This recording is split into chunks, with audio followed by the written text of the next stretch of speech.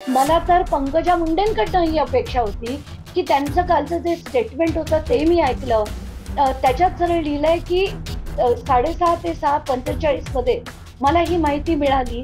मग पंकजाताई, तुम्ही त्या कुटुंबाला, जे पालवे कुटुंब होतं, तुमच्याच आडनावाचं कुटुंब होतं, त्या आडनावाच्या कुटुंबाला तुम्ही का मदत केली नाही?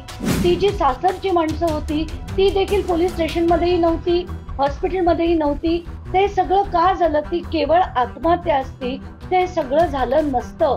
तुम्ही त्यांना मदत करणं गरजेचं होतं, पोलिसांशी बोलणं गरजेचं होतं, अंत्यविधीला उपस्थित राहणं गरजेचं होतं. लग्नात होतात, पुत्र समान मुलगा होता, जर तो तुमचा पीए होता, तर मग त्याची बायको जेव्हा गेली, तुम्ही तिथे का गेला नाहीत? असंख्य प्रश्न आहेत. यांच्या घाणीच्या राजकारणात खरंच मला पडण्याचे, ते किळसवाणी राजकारण झालंय. मला पडण्याची इच्छा नाही.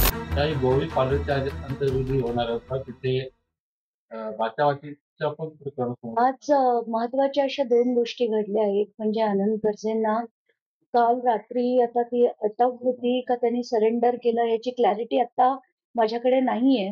पण मला असं सांगण्यात आलं होतं, की त्यांनी येऊन सरेंडर केलंय आणि त्यानंतर काही स्टेटमेंटही त्यांनी पोलिसांना दिलंय.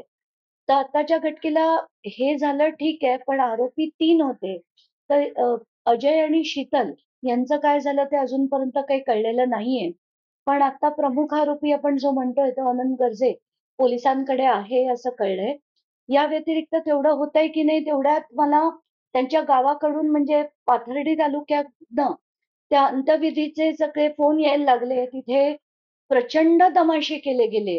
कारण आत्ताच्या घटनेला मला जी माहिती तिच्या मामांकडनं मिळाली, की त्या पूर्ण नातेवाईकांनी ठरवलं, की आनंद गर्जेच्या घराच्या बाहेरच अ, असा हा अंत्यविधी करायचा. खरं तर मला हे बिलकुल पटण्यासारखं नव्हतं. म्हणून मी त्यांना म्हटलं, "तुम्ही मला आधी विचारलं असतं, तर मी असं करू नका." असंच तुम्हाला सांगितलं असतं. पण अंत्यविधी तिथे करायचं ठरवलं. मग त्याच्यात बाचाबाची झाली. काही माध्यमं तिथे पोहोचल्यानंतर तुमचे कॅमेरा फोडून टाकू इथपर्यंत त्यांची मजल गेली. मग त्यानंतर ते त्यांनी पूर्ण उचलून लाकडं-बिकडं जी होती, ती थोडी डिस्टन्सवर नेली. म्हणजे दोघांनी ठरवलं, की दोन्ही बाजूच्या नातेवाईकांनी ठरवून मग ते थोडं लांब त्यांनी केलं आणि आज हा अंत्यविधी झाला. मला या गोष्टीचं दुःख तर खूप आहे, पण चीडही येतेय, की या प्रत्येक गोष्टीत आता म्हणजे राजकारणी तर राजकारण करतातच. आता पीए सुद्धा राजकारण करताना दिसतायत आणि अतिशय दुर्दैवी आहेत, चीड आणणार. हा पूर्ण घटना तुम्ही कसं बघता ताई त्यांच्या त्याच्या पूर्वी आता ते अंत्यविधी चालू असताना म्हणजे आधी करू देत नव्हते, तर मला त्यांनी व्हिडिओ कॉल केला तिथनं. ते व्हिडिओ कॉलचे मी काही स्क्रीनशॉट्स देखील माध्यमांना दाखवले, की मी म्हटलं, "तिथे तुमचे कोणीच जात नाहीयेत प्रतिनिधी. तुम्ही काहीतरी त्यांना मदत करा." मग पोलिसांशी मी ऑन व्हिडिओ कॉल बोलले. मग मी एस-पींशी बोलले, की आता तरी म्हणजे ही जी दृश्य आहेत, मला तर हे बिलकुल पसंत नाही. पण आता हे लावल्यानंतर तरी तिथे करून देण्याची परवानगी तुम्ही द्या. तेव्हा एस-पींनी मला वाटतं तिथल्या अधिकाऱ्यांशी बोलून हे करून दिलं. मला खरंच मी सांगते ना, की काय पाळी आली आज एका मुलीवर, जी इतकी उच्च शिक्षित असून सुद्धा तिला आज इतका दुर्दैवी आणि चीड आणणारा मृत्यू तिचा झालाय आणि याच्यात प्रत्येक ठिकाणी आपल्याला राजकारण होताना दिसतंय. काल जसं मी म्हटलं तिथे पोलिस स्टेशनमध्ये सुद्धा बीडच्या काही लोकांनी मला सांगितलं, की एक व्यक्ती येऊन सेटलमेंट करण्याच्या गोष्टी करत होता. तो म्हणाला, की "तुमचा एक माणूस द्या, आमचा एक माणूस घ्या आणि हे सगळं सेटल करू." हे सगळं ऐकल्यावर मला अतिशय चीड आली होती आणि त्या मुलीच्या वडिलांना घेऊन मी नायर हॉस्पिटलचे जे डीन आहेत, त्यांच्या कार्यालयात जाऊन निवेदन दिलं, की हे सगळं जे पोस्टमॉर्टम आहे, ते ऑन व्हिडिओग्राफी झालं पाहिजे. मग त्यांनी 2 विटनेसेस, 1 मेडिकल ऑफिसर आणि व्हिडिओग्राफर अशा ह्याच्यात ते पोस्टमॉर्टम झालंय. आता त्याच्यात सुद्धा काही टॅम्परिंग होऊ नये आणि तिला खरंच आता न्याय हा शब्द कशाला म्हणावा हाच प्रश्न पडतो. जो न्याय म्हणतो आपण, तो जर तिचा जीव वाचला असता, तर नक्कीच म्हणता आलं असतं. पण आता तिचे प्राण गेले. आता ह्याला अटक होऊन अगदी थेट फाशी जरी झाली, तरी सुद्धा आपण न्याय झाला असं म्हणू शकतो का? तर मला खरंच सांगायचंय, की महाराष्ट्रात आपल्याला ना, आई-वडिलांना ना, मानसिकता बदलण्याची गरज आहे. जर मुलगी सुखी नसेल, जर तिला त्रास असतील, तिला हाल असतील, तर समाज काय म्हणेल, लोकं काय म्हणतील, याच्यासाठी तिला परत घरी न आणणं, हा खरंच कुठेतरी आपण चुकतोय आणि ही मानसिकता बदलण्याची तात्काळ गरज आहे, असं मी प्रत्येक आई-वडिलांना नम्र विनंती करेन. एकंदर पोलिसांनी अटक केली आहे. बाकी लोकांना अटक करण्यासाठी तुम्ही मुख्यमंत्रीकडे मागणी करणार आहात? नाही, आत्ताच्या घटनेला दोघांना, एकाला अटक झालीये, पण बाकी दोघांना निदान त्यांचे स्टेटमेंट घेण्यापुरती, कारण त्यांचे रोल तितकेसे मोठे नव्हते.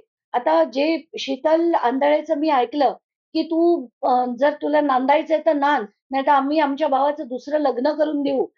असं जर कुठली नणंद म्हणत असेल, एक स्त्री म्हणून तिची साथ देत नसेल, तर हा प्रचंड मोठा गुन्हा आहे. पण आता या सगळ्यांना त्यांचे स्टेटमेंट्स घेऊन याच्यातल्या योग्य त्या चौकशी करून, म्हणजे तो पंकजा मुंडेचा पीए आहे म्हणून जर हे दाबलं गेलं, तर तसं होऊ देणार नाही. मला तर पंकजा मुंडेंकडनं ही अपेक्षा होती, की त्यांचं कालचं जे स्टेटमेंट होतं ते मी ऐकलं. त्याच्यात सरळ लिहिलंय, की 6:30 ते 6:45 मध्ये मला ही माहिती मिळाली. मग पंकजाताई, तुम्ही त्या कुटुंबाला, जे पालवे कुटुंब होतं, तुमच्याच आडनावाचं कुटुंब होतं, त्या आडनावाच्या कुटुंबाला तुम्ही का मदत केली नाही? का तात्काळ पोलिस स्टेशनमध्ये गेला नाही? ती जी सासरची माणसं होती, ती देखील पोलिस स्टेशनमध्येही नव्हती, हॉस्पिटलमध्येही नव्हती. ते सगळं का झालं? ती केवळ आत्महत्या असती, ते सगळं झालं नसतं. तुम्ही त्यांना मदत करणं गरजेचं होतं. पोलिसांशी बोलणं गरजेचं होतं. अंत्यविधीला उपस्थित राहणं गरजेचं होतं. जर तुम्ही लग्नात होतात, पुत्रसमान मुलगा होता, जर तो तुमचा पीए होता, तर मग त्याची बायको जेव्हा गेली, तुम्ही तिथे का गेला नाहीत? असंख्य प्रश्न आहेत. पण जसं मी म्हणते ना, की यांच्या घाणीच्या राजकारणात खरंच मला पडण्याचे, ते किळसवाणी राजकारण झालंय. मला पडण्याची इच्छा नाही. हे राजकारण खरंच केळसवाणं झालंय का? एकंदर पाहिलं गेलं तर वगैरेंची पण नावं येताना दिसतायत. तरी कुठपर्यंत राजकारण म्हणजे मला पोहोचलंय? आता असं वाटतंय, की आता जे राजकारणी दादागिरी करायचे, तसंच आता पीए सुद्धा दादागिरी करतायत की काय? कारण आत्ताच्या घटनेला आपण बघितलं, त्यांच्या गावाकडे पोलीस फाटा होता आणि पोलीस सुद्धा मज्जाव करत होते, सगळं लोकांना थांबवत होते, धमकवत होते. आणि हे कुटुंबाचे लोकं सुद्धा मीडियाला तुझा कॅमेरा फोडून टाकू, इथपर्यंत बोलण्याची मजल जर आज एखाद्या राजकारण्याच्या पीएला सुद्धा असेल किंवा त्याच्या कुटुंबियांना असेल, तर आपण आता समजू शकतोय, की हे राजकारण किती घाण होत चाललंय, कुठच्या स्तरावर पोहोचलंय आणि हे कुठेतरी थांबायला हवं. पंकजा मुंडे यांनी चौकशी करण्याचे आदेश दिले आहेत. हा ना एक स्टँडर्ड डायलॉग झालाय महाराष्ट्राचा, की याची चौकशी झाली पाहिजे, निष्पक्ष चौकशी झाली पाहिजे, कोणालाही सोडण्यात येऊ नये. हे तेच डायलॉग परत मांडले जातात. पण पंकजाताईंनी हे सांगणं गरजेचं आहे, की त्या उपस्थित का नव्हत्या? 6:30 ते 6:45 ला त्यांना कळलं, तर त्यांनी कुठल्या पोलिस स्टेशनला याची इन्फॉर्मेशन दिली, की अशी-अशी आत्महत्या झालीये? का हे केलं गेलं नाही? आणि त्या स्वतः ज्या वरळीतच त्यांचं ऑफिस असताना त्यांच्यापैकी तुम्हाला जमत नसेल, तुमच्या ऑफिसमधल्या काही लोकांना तरी मदतीला हात देण्यासाठी पाठवणं गरजेचं होतं. तसं तुम्ही करताना दिसत नाहीत.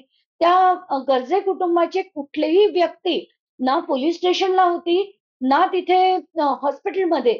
म्हणजे ते पूर्ण पोस्टमॉर्टम होईपर्यंत, ती पूर्ण बॉडी घेऊन जाईपर्यंत तुमच्यापैकी कोणीच का उपस्थित नव्हते?